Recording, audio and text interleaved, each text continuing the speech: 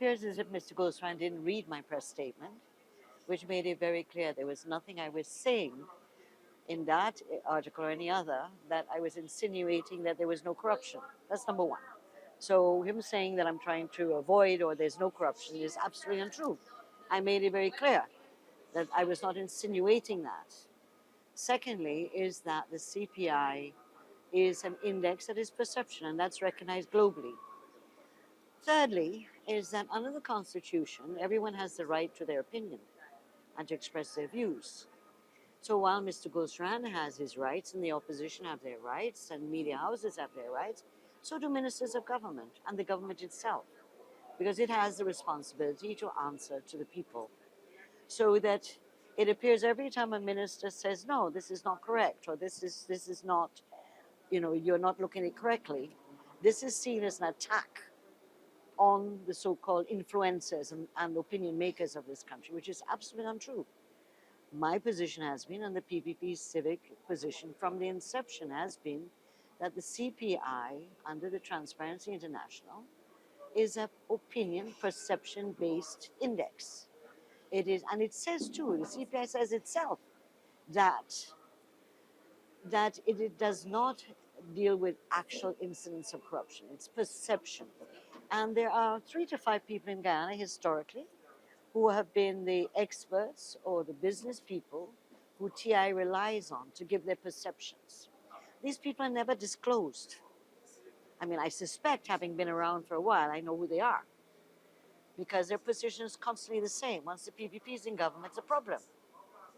However, the same Mr. Goolsarran, if my memory is correct, did not seem to be offended that the biggest corruption ever done in Guyana was the attempt to steal the elections of 2020, the most brazen, vicious, undemocratic attempt at corruption, an attempt to steal the people's votes. He doesn't seem to see that as corruption, which to me is the hugest, biggest, worst corruption that one can ever do. The second thing is that during the APNU time, AFC time in office, that Christopher Ram had said and published that Mr. Granger, president, and the APNU government was guilty of executive lawlessness, which is another form of corruption. And in fact, there were many cases in the CCJ dealing with the executive lawlessness of the Granger administration. So that he seems to have no discomfort with these forms of corruption. He seems to be only occupied on what he thinks are contracts and other things. He ignores in the press statement what our efforts are, what we've done. So we said in the press statement what efforts have been made, what has been done. No one said, nor have I ever said, that we have reached great heights of anti-corruption. But what I can say is that Guyana, in the last 4 years, have made serious efforts to improve its anti-corruption framework, its anti-corruption systems, and to have greater accountability and transparency. I would ask Mr. Goolsarran and the other influencers, which country in the world has conquered corruption? Even the countries that have reached 90 out of the 100 index haven't reached 100. And again, I repeat what I said in the press statement, is that conflict of interest is a major concern to do with corruption. And how is it? Is it totally coincidental or ironic that the 14 countries that fund TI, fund the CPI, are the countries who all get above 60 out to 90, out of the 100? That's highly coincidental, isn't it? Highly coincidental. And how is it the Global South, who happen to be made up of brown people and black people and other color people, are always at the bottom, always below 50?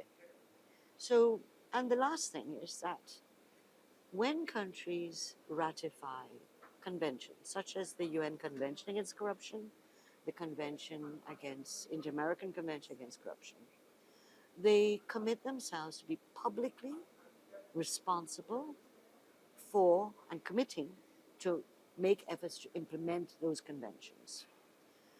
Those conventions and Guyana's record in them are what should be the concern of how globally we're watched. Now, they don't put ranks, All the conventions against corruption say this is a process. And we're trying to get countries to improve and improve and improve and so on. And what, of course, inconvenienced by Starbuck News and Mr. Goolsarran, whilst they're talking about Ghana falling by 1, they ignore the fact that other countries fell by 8 and 10 and 15, including very large and important countries, like the United States, for example.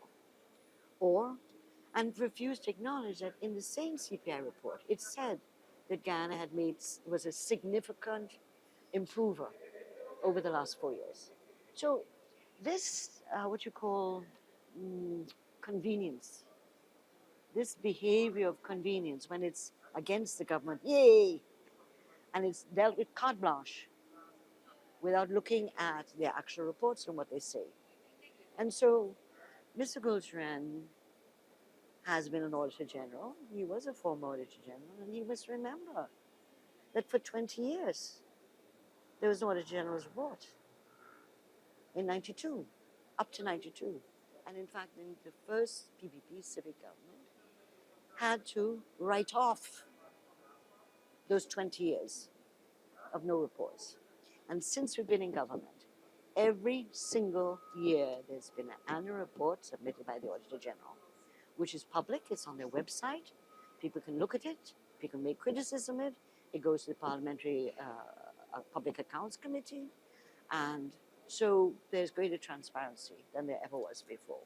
Because it wasn't until the 92 report came out by Goolsarran that one realized they hadn't, and therefore the PAC didn't have any work to do because there was no report.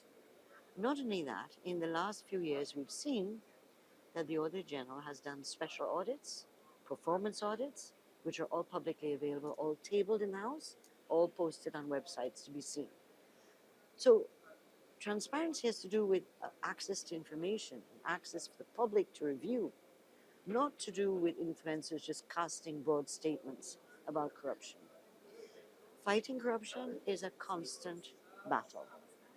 Our framework is good. We have to strengthen our capacity, the technical skills of those who are involved. We have passed the FATF review. We have passed the Inter-American Convention Against Corruption review in March last year. We are now in the second stage of review by the UN Convention Against Corruption. These are major, major issues.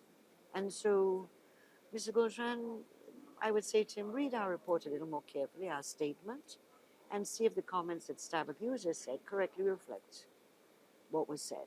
Because this is now not about, what my opinion on CPI is. It's about using our press statement in a factual and analytical way. And the government has a right to say that we accept the review by X and we don't accept the review by Y. And so just as influencers and opinion makers have the right to speak, and every citizen has the right to speak, so do ministers in government. And it cannot be that every time a minister opens their mouth, the naysayers jump up and say, oh, they're attacking us. That's not so. I didn't attack anyone in my statement. My statement was very factual. I restrained myself.